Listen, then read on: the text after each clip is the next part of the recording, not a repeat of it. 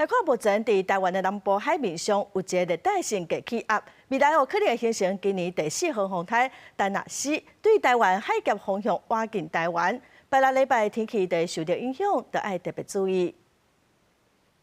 台湾南部海面的热带扰动已经形成热带性低气压，未来有可能形成风台丹娜斯。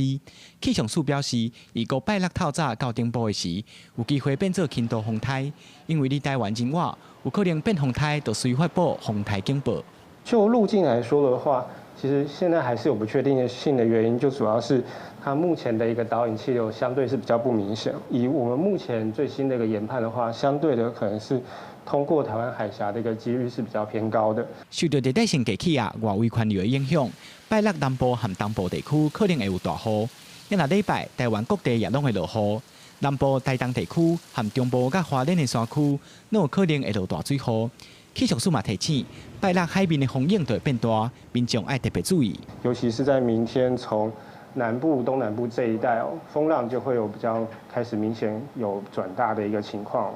所以如果在周末有安排出游，尤其是要前往海边的话，一定要特别注意这个台风的动态。气象署表示，未来风台是不是形成，还佫继续观察这2天的发展，也提醒民众，这2日出门要记得早雨满雨伞，注意这2天天气的变化。记者桂宗林、贾桂林台北报道。